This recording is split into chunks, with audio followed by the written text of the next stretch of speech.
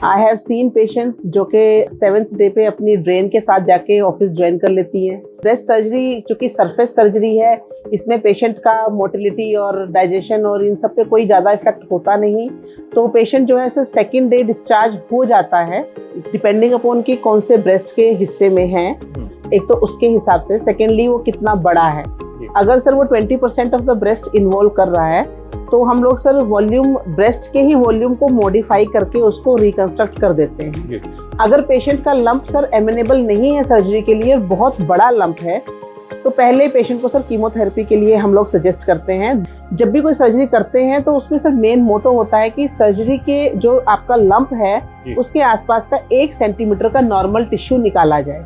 But इसमें ये ध्यान रखना जरूरी है कि शेप तो आ जाती है बट सेंसेशन वो सेम नहीं रहेगी, सेंसेशन विल बी लॉस्ट। तो लेकिन कीमो नहीं लगेगी ऐसा मिथ पालना नहीं चाहिए, क्योंकि लोग आते हैं ओपीडी में कि डॉक्टर साहब बस ऑपरेशन कर दो और उसके बाद ज़रूरत नहीं है।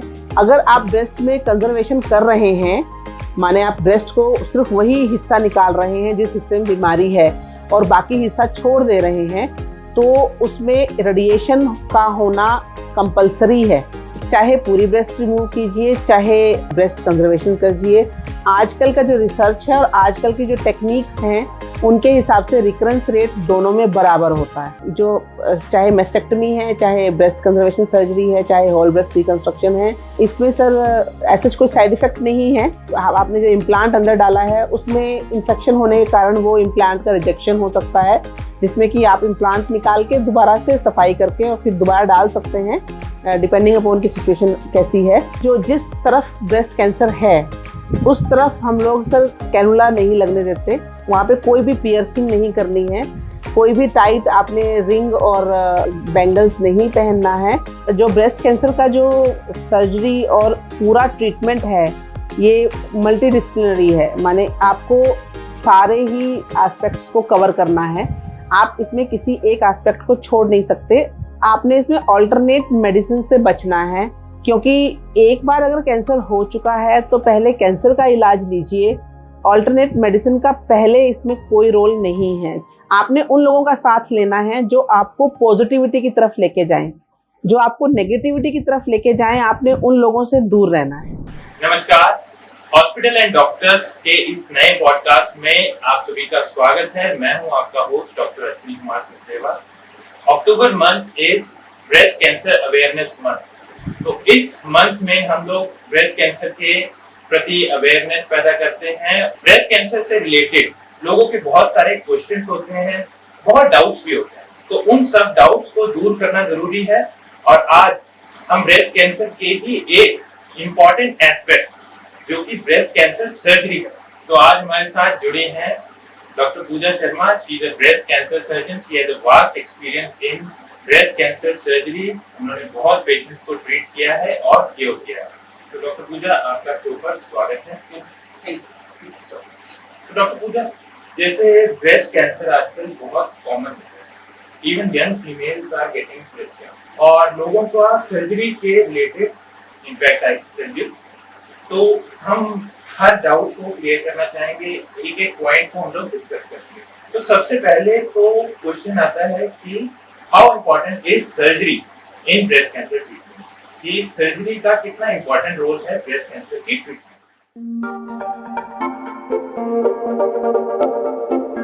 ब्रेस्ट कैंसर सर इस time is like an epidemic. पहले जो प्रेजेंटेशन होती थी ब्रेस्ट कैंसर की वो मोर in the 40s and 50s थी, but now it has reduced to 30s. And I am my youngest patient, जो मेरी सबसे ज़्यादा young patient है, she is 26-year-old unmarried girl who is presented with breast cancer in my OPD.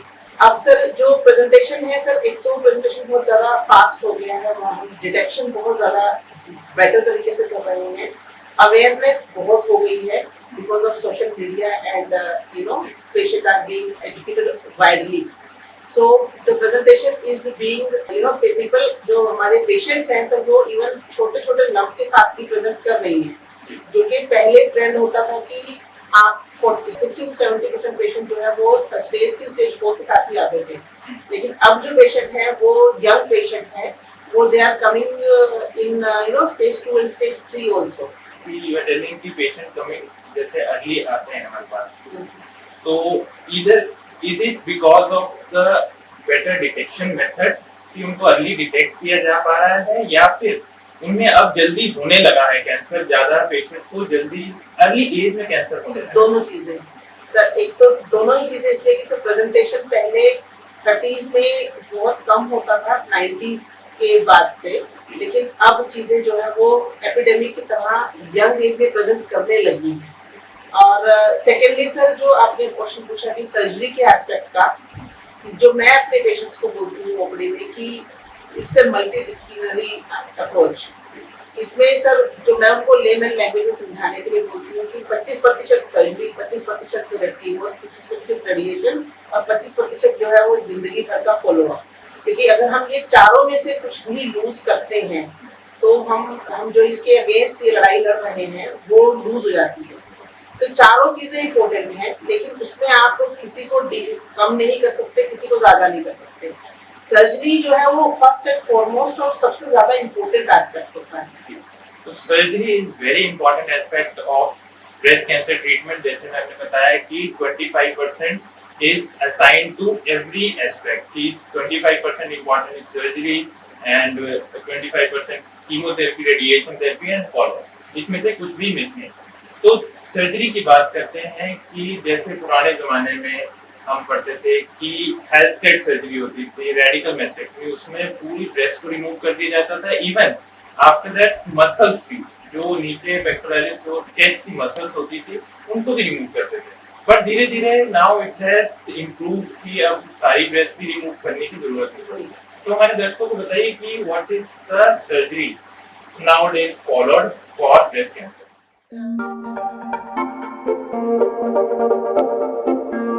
Sir जैसे according to the situation, पहले जो surgery का profile होता है वो पेशेंट के प्रोफाइल के हिसाब से बनता है। इससे केस स्पेसिफिक, हम किसी को डिमार्केट करके ऐसे नहीं रख सकते कि ये आपका ये रहेगा, आपका ये रहेगा, नहीं। वो केस स्पेसिफिक होता है, उसका प्रेजेंटेशन किस स्टेज पे हुआ है, उसका जो ट्यूमर है वो ब्रेस्ट के किस कोने में है, कहाँ प्रेजेंट कर रहा है। अगर तो सर पेशेंट की सिचुएशन ऐसी है कि जिसमें पूरी ब्रेस्ट निकालने से ही सर्वाइवल जो है वो R0 तक हम अचीव कर पाएंगे या सर्वाइवल बेटर होगा, तो सर उसमें क्या है, आज भी सिंपल मेस्टेक्टोमी जो है वो 50% या 60% केसेस में होती है, जिसमें कि आप ब्रेस्ट को तो निकालते हैं लेकिन उसके साथ जो है आपकी जो बगल है उसकी सफाई होती है। लेकिन कुछ सिचुएशन ऐसी होती है जिनमें कि आपका जो है हम ब्रेस्ट को कंजर्व कर सकते हैं। अब सर 10 साल पहले तक ब्रेस्ट में कंजर्वेशन जो है वो स्मॉल लंप्स तक ही सीमित था। जो छोटे लंप हैं उन्हीं में ही ब्रेस्ट कंजर्वेशन करते थे, लेकिन आजकल कीमोथेरेपी दे के ब्रेस्ट के लंप को कम करके भी हम उसको कंजर्वेशन के दायरे में ला सकते हैं। तो ज्यादातर केसेस में आजकल भी कंप्लीट ब्रेस्ट रिमूवल की जरूरत पड़ती है, परंतु अगर कोई पेशेंट चाहता है कि वो ब्रेस्ट बचाना चाहता है और अगर इनिशियली उसका ब्रेस्ट कैंसर का size is not अमेनेबल for breast cancer conservation surgery, मतलब कि वो ब्रेस्ट कंजर्व करते हुए अगर नहीं कर सकते तो हम कीमो देके उसको रिड्यूस करके बाद में ब्रेस्ट बचा सकते हैं। तो अगर कहा जाए तो मेजॉरिटी ऑफ केसेस में if we want, if the patient want, तो ब्रेस्ट कंजर्वेशन सर्जरी की जा सकती है। बिल्कुल पॉसिबल। नेक्स्ट क्वेश्चन आता है, जैसे आपने डिस्कस किया कि बगल में भी हम गांठों को रिमूव करते हैं, that is called axillary clearance. तो एक्सिलरी क्लियरेंस में क्या क्या टाइप की सर्जरीज होती हैं?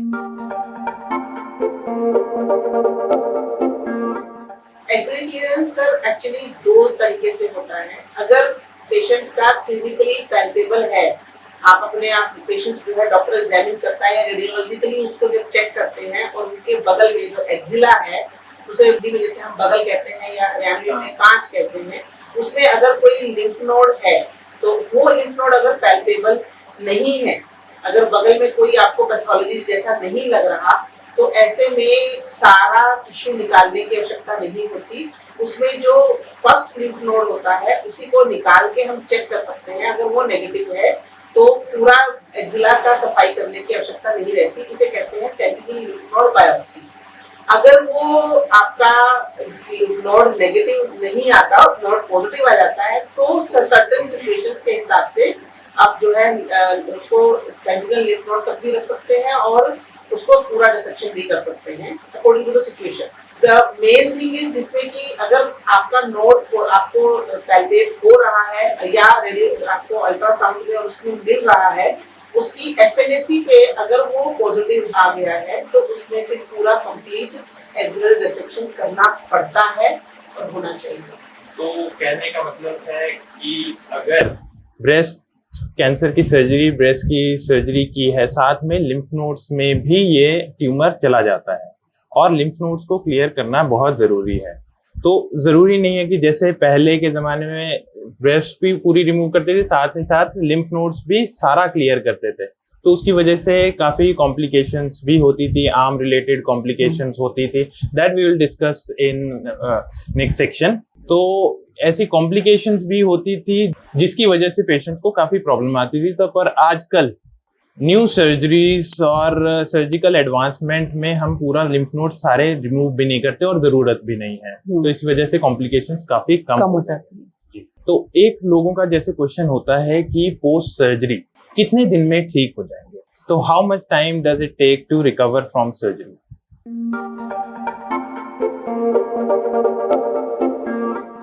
Sir actually it depends upon the will power of the patient. जी, आई हैव सीन पेशेंट्स जो कि 7th डे पे अपनी ड्रेन के साथ जाके ऑफिस ज्वाइन कर लेती हैं, and I have seen those patients also जो ड्रेन निकलने के बाद भी डॉक्टर साहब ये दिक्कत है, डॉक्टर साहब वो दिक्कत है, ऐसा करती हैं। As such sir breast surgery चूंकि सरफेस सर्जरी है, इसमें पेशेंट का मोटिलिटी और डाइजेशन और इन सब पे कोई ज़्यादा इफेक्ट होता नहीं, तो पेशेंट जो है सर 2nd डे डिस्चार्ज हो जाता है एंड उसके बाद पेशेंट जो है अपना वर्क फ्रॉम होम या कुछ ऐसा जो है जो कि 1 हफ्ते तक कैरी कर सकता है, उसके बाद वो चाहे तो अपना लाइट वर्क के साथ ऑफिस ज्वाइन कर लेता है। So it takes hardly 6 to 8 days और 10 days to recover from the surgery. Usually 2nd day पे डिस्चार्ज कर देते हैं, 6-8 डेज में वो काम भी करने लायक हो जाते हैं, पर एक ड्रेन हम रखते हैं साथ में सर्जरी के बाद, यूजुअली 7 days to 10 days के बाद वो रिमूव करते हैं।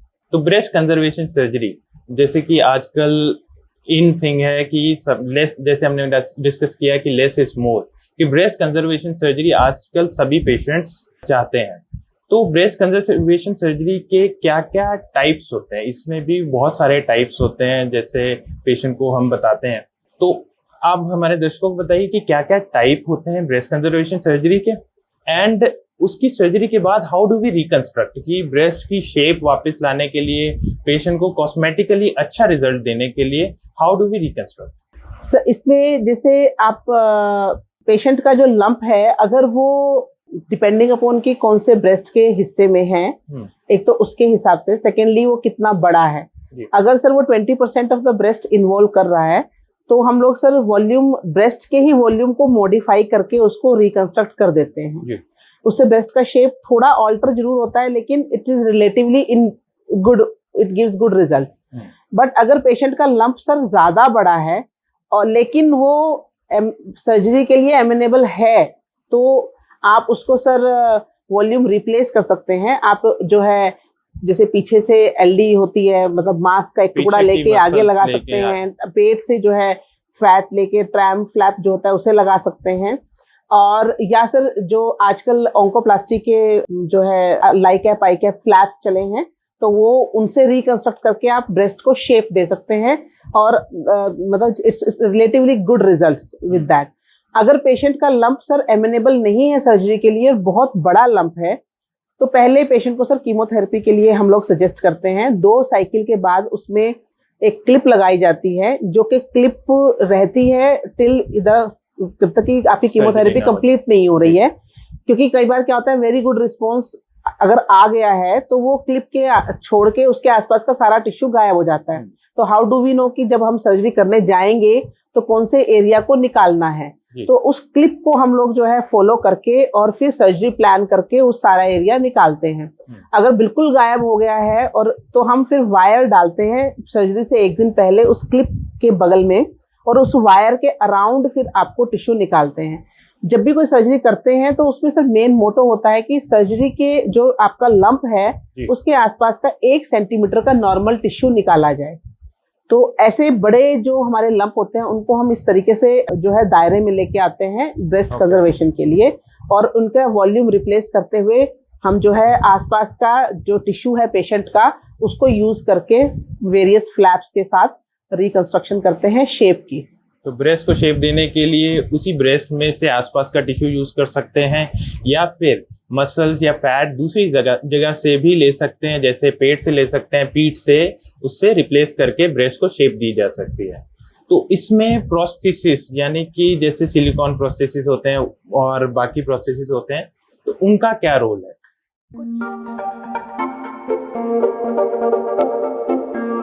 ये जो प्रोस्थेसिस है सर, ये ब्रेस्ट रिकंस्ट्रक्शन का पार्ट होता है, जिसमें कि हम अगर दो तरीके से है, या तो पूरा स्किन स्पेयरिंग, माने आजकल क्या है कि स्किन और निपल एयर वाला कॉम्प्लेक्स या वो भी निकाल दिया जाए, अगर स्किन को छोड़ के बाकी सारा ब्रेस्ट का टिश्यू निकाल के उसके अंदर हम लोग जो है इम्प्लांट डाल के और उसमें जो है एलडी के साथ सपोर्ट करके या डर्मा फ्लैप के साथ उसको सपोर्ट करके उसको जो है रिकंस्ट्रक्ट करके हम शेप ब्रेस्ट की देते हैं। इसे रिकंस्ट्रक्शन के अंदर ये मतलब it's a part of that.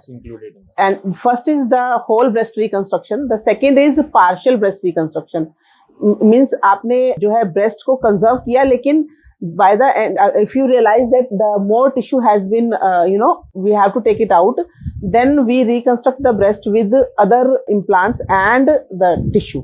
तो अगर पूरी ब्रेस्ट रिमूव कर दी है तो हम इम्प्लांट्स और प्रोस्थेसिस को लगाते हैं। प्रोस्थेसिस एक्चुअली बाहर लगाया जाता है शरीर के, और इम्प्लांट जो है वो स्किन के अंदर लगाया जाता है। तो प्रोस्थेसिस माने अगर इट्स ए सिलिकॉन का या वेरियस टिश्यूज का एक बना हुआ ब्रेस्ट होता है जिसे हम लोग जो है लगाते हैं स्किन के नीचे लगाते हैं to give the shape of a breast. But इसमें ये ध्यान रखना जरूरी है कि शेप तो आ जाती है बट सेंसेशन वो सेम नहीं रहेंगी, sensation will be lost after the surgery. Even it has its own complications also. और कई लोगों का सवाल होता है कि अब सर्जरी हो गई, whether do they need further treatment, की कीमोथेरेपी रेडिएशन की भी जरूरत है इसमें अब, कि सर्जरी इज इनफ?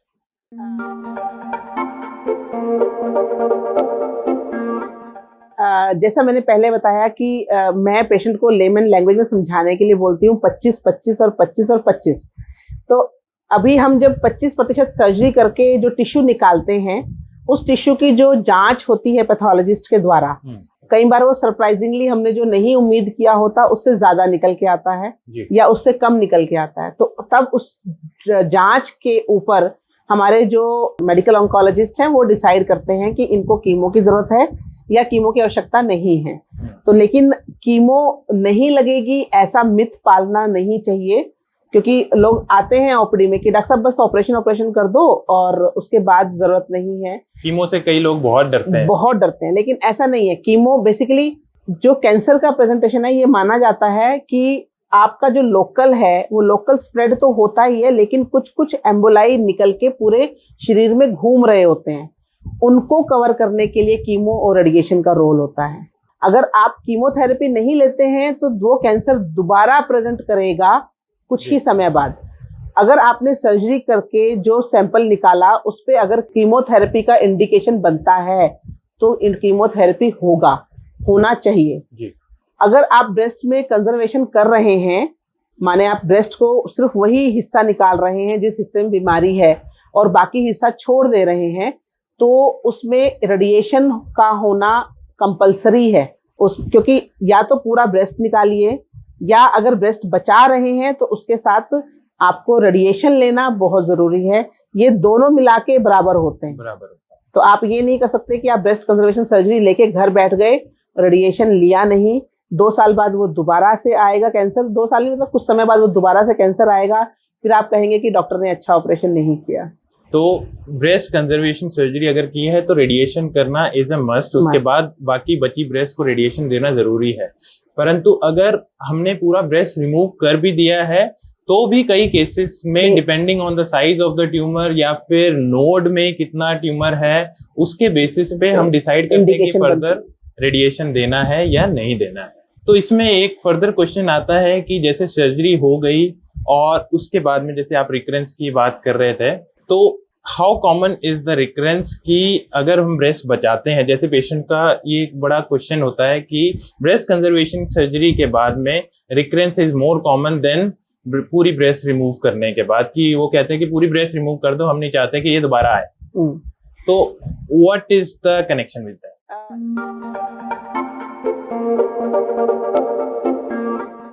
सर, चाहे पूरी ब्रेस्ट रिमूव कीजिए, चाहे ब्रेस्ट कंजर्वेशन कीजिए, आजकल का जो रिसर्च है और आजकल की जो टेक्निक्स हैं उनके हिसाब से रिकरेंस रेट दोनों में बराबर होता है जी। अगर नहीं हुआ तो दोनों में नहीं होगा, होगा तो दोनों में होगा। तो रिकरेंस रेट दोनों में बराबर होता है। The only difference which comes later on is कि जब आपका रिकरेंस होता है लोकली आफ्टर एक पूरा ब्रेस्ट निकालने के ऑपरेशन के बाद, तो उसमें जो सर्जरी होती है वो लोकलाइज्ड हो जाती है। और लेकिन अगर ब्रेस्ट में आपने कंजर्वेशन कर रखा है और फिर रिकरेंस हुआ है तो उसके बाद मेस्टेक्टमी हमारा जो है नेक्स्ट स्टेप बनता है, फिर ब्रेस्ट निकाली जाती है। लेकिन आजकल लोग जो चीज़ें हैं they are so advanced nowadays, the chemotherapy and everything, कि आप दोबारा रिकरेंस होने के बाद भी दोबारा ब्रेस्ट कंजर्वेशन का अटेम्प्ट दे सकते हैं, डिपेंडिंग अपॉन कि कितना साइज है या कितना रिकरेंस का साइज क्या है। लेकिन अगर वो ज्यादा है तो फिर आपको पूरा ब्रेस्ट निकालना होता है। तो मैं अपने पेशेंट्स को ये बिल्कुल क्लियर करके रखती हूँ कि ये ऐसा सिचुएशन रहेगा, इस सिचुएशन के बाद आपका जो डिसीजन होगा वो इम्पोर्टेंट है। तो ब्रेस्ट कंजर्वेशन सर्जरी के बाद एक तो रेडिएशन लेना बहुत जरूरी है, उसी से ही लोकल रिकरेंस कम होता है। तो अगर रेडिएशन नहीं ली है तो तब रिकरेंस के चांसेस बढ़ जाते हैं, local recurrence after breast conserving surgery. तो let's discuss about the side effects and complications of breast cancer surgery. तो मेस्टेक्टमी की क्या कॉम्प्लिकेशन हो सकते हैं, ब्रेस्ट कंजर्विंग सर्जरीज की क्या हो सकती है, और तीसरा जैसे हमने डिस्कस किया कि एक्सिलरी डिसेक्शन जैसे कि बगल की गांठों को क्लियर करने की भी क्या कॉम्प्लिकेशन हो सकती है, and how to deal with them letter.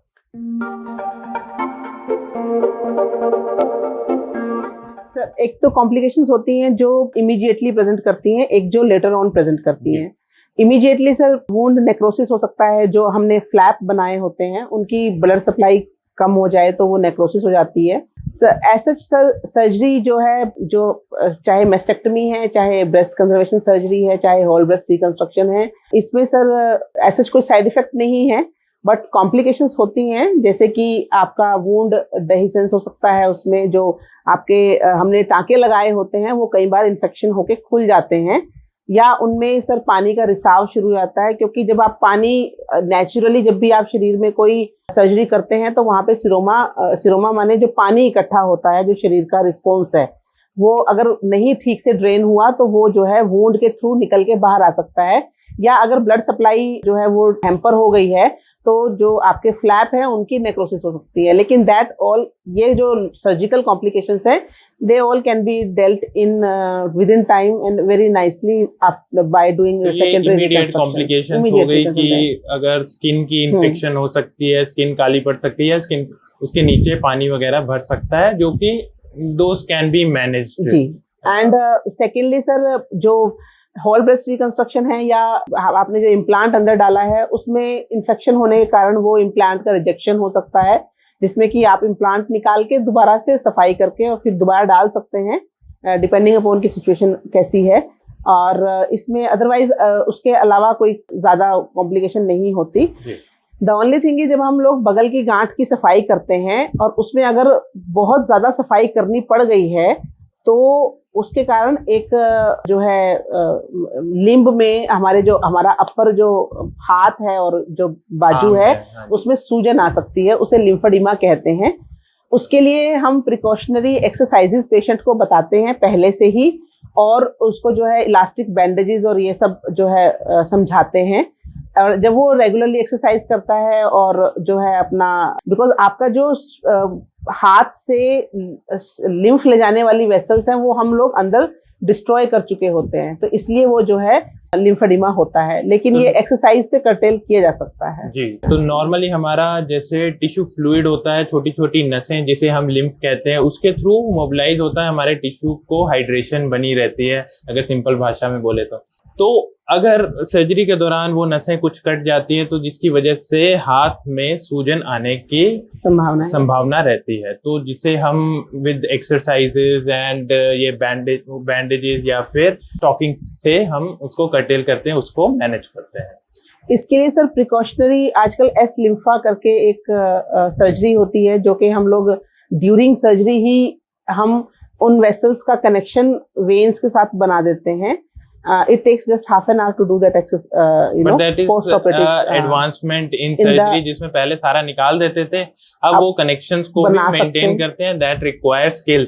Although you are saying कि half an hour की surgery है, but in skilled hand it is half an hour surgery, but unskilled के लिए ये एक बड़ी surgery ही है। It's a learning curve surgery sir. It's a learning curve। जी सर। तो लोगों का ये क्वेश्चन भी होता है कि दे आस्क, और हम लोग उनको एडवाइस करते हैं कि अगर लिम्फेडिमा होता है जो सर्जरी के बाद क्या क्या प्रिकॉशंस उनको रखनी चाहिए इस आर्म के लिए और बाकी।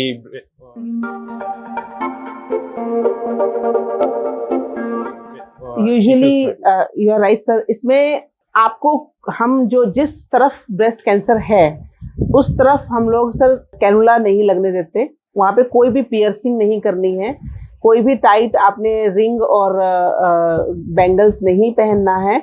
और उसमें सर मैं पेशेंट्स को, जैसे मेरा पेशेंट सारा गांव के परिवेश का होता है, तो मैं उन पेशेंट्स को ये बोलती हूँ कि आपने जो है गोबर वाला काम नहीं करना है, बिकॉज अननोइंगली हमारे हाथ में थोड़े थोड़े जख्म हो ही जाते हैं। तो उसमें अगर हम लोग जो है गांव वाला ये गोबर वाला अगर काम करते हैं तो इन्फेक्शन आने के संभावनाएं होती हैं। तो मैं अपने पेशेंट्स को जो है ये जब चीज़ें बस रिस्ट्रिक्ट करती हूँ कि आपने जो है रसोई का काम आप पूरा कीजिए, कोई वो नहीं है कि आपको अपनी लाइफ को बंद करना है, नहीं, आप अपना जो पहले से कर रही थी वो सब कीजिए। बस ओनली थिंग इज आपने उस हाथ का ध्यान रखना है जिस तरफ वो सर्जरी हुई है, वहाँ पे कोई अननेसेसरी चोट ना लगे, कोई जख्म ना हो, कोई आपने इन्फेक्शन गंदगी वाला काम नहीं करना है। और उसमें सफाई अच्छे से रखनी है, नेल को बहुत ध्यान से काटना है, और जो है एक्सरसाइज जो बताई जाती है पेशेंट को वो आपने रेगुलर बेसिस पे करनी है, ताकि आपका लिम्फेडिमा जो है ना आए, और अगर आ जाता है तो भी आपने बैंडेजेस पहननी होती हैं, एक्सरसाइजेस करनी होती हैं। और अगर उसके बावजूद भी बहुत ज़्यादा लिम्फेडिमा है तो हम उसके लिए करेक्टिव सर्जरीज जो है वो कर सकते हैं। इसके साथ साथ ही कोई ज़्यादा टाइट रिंग्स नहीं पहननी है, टाइट बैंगल्स वगैरह नहीं पहननी, क्योंकि अगर एक बार स्वेलिंग आ गई तो वो निकालना बहुत मुश्किल हो जाता है, उसको काटना ही पड़ता है कई बार, रिंग्स को, बैंगल्स को, ये सबको काटना पड़ता है। तो ये प्रिकॉशन रखनी बहुत ज़रूरी है। अगर आपकी ब्रेस्ट सर्जरी हुई है, उस आर्म में आपने कोई चोट नहीं लगने देनी है, कोई जलना नहीं है, किसी भी तरह से उसमें इंजरी नहीं होनी चाहिए, उसकी प्रिकॉशन, ये सब प्रिकॉशन रखना बहुत ज़रूरी है ताकि उस पर कोई चोट ना लगे और इन्फेक्शन ना हो। सो I think we have covered majority of aspects related to the breast cancer surgery. I would like you to give a take-home message to our viewers. कि एक मैसेज हमारे viewers के लिए। Sir, actually, to my viewers, the only thing is, आप एक तो जो breast cancer का जो सर्जरी और पूरा ट्रीटमेंट है ये मल्टी डिसिप्लिनरी है, माने आपको सारे ही एस्पेक्ट्स को कवर करना है, आप इसमें किसी एक एस्पेक्ट को छोड़ नहीं सकते। अगर रिकमेंडेड है तो वो पूरा ट्रीटमेंट पूरा किया जाता है।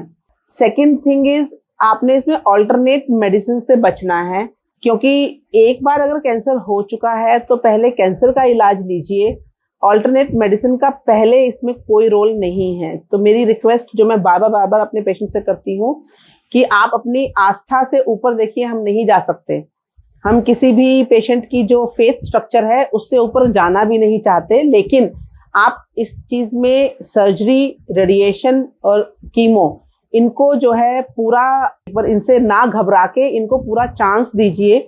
उसके बाद आपने जो अपनी आस्था के हिसाब से करना है वो करते रहिए, लेकिन आपको पहले ये जो लड़ाई है इसे पूरी तरह से लड़ना है। अगर आप इसे पूरा नहीं लड़ेंगे तो इसमें हार तो निश्चित है, लेकिन अगर आप इसे पूरा लड़ते हैं तो हम जीत के रास्ते पे आगे जा सकते हैं।